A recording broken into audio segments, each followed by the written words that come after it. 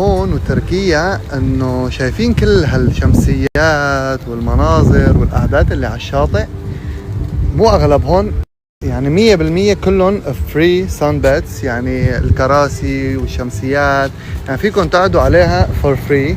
هي مجرد انه تشربوا شيء، يعني يوم كامل، يعني عرفتوا تخيلوا يعني هيك منظر عاملين لكم اياه يوم كامل. هي مجرد شو، تشربوا شيء، تاكلوا شيء، وحتى هيك يعني ما في استغلال. يعني شوفوا اسبريسو 3 يورو، الفرابي 4 يورو ونص، 6 يورو، يعني شوفوا الاسعار كلها 5 يورو 6 يورو يعني تخيلوا حالكم يعني قاعدين من الصبح للمساء فما حتشربوا شيء. فيعني اذا رح تشتروا برا وجوا نفس الشيء، بس اضافه لهذا انه بيعطيكم سان بيتس فور فري. الفرق بين هون وتركيا، تركيا بحس هيك في استغلال شوي، يعني مستحيل يعطوكم هيك قعدات ببلاش فري. هي الفكرة مو انه الواحد عم يدور على شغلات ببلاش او بس الفكرة انه الطبيعة اللي بيتعاملوا فيها، لانه هي منطقة سياحية، بلد سياحي. فاي حدا قاعد يعني بيعطيكم القعدة من الصبح للمساء فور فري.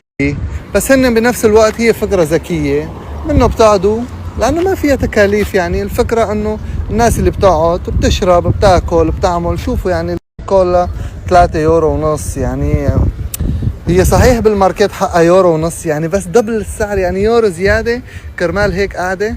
والله انا بشوفها عادية جدا جدا، يعني هيك قاعدة يعني تروحوا الحق، يعني لازم يكون في لها حجز، مثلا 10 يورو 15 يورو 25 يورو للكرسيين والشمسية.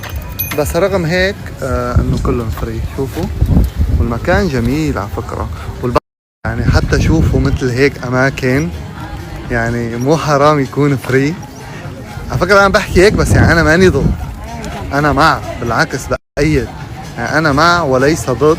بس القصد وين، انه والله حتى المشروب اللي او القعدة او الشغلات، العصاير اللي بدكم تشربوها ولا تاكلوها، والله انا بشوفها حلال 100%، لانه مزبطين هيك اجواء وهيك قعدة مع مربح يوروين زيادة.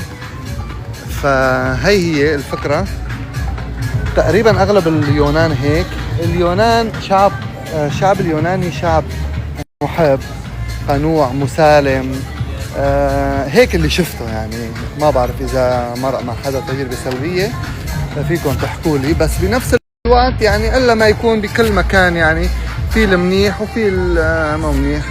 جيهان هلكت حالها بالصور، هلكتي حالك بالصور، والله هلكتي حالك.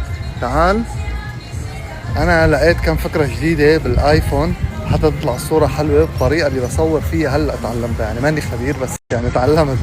كثير بيطلع حلو، كثير الالوان والقصص.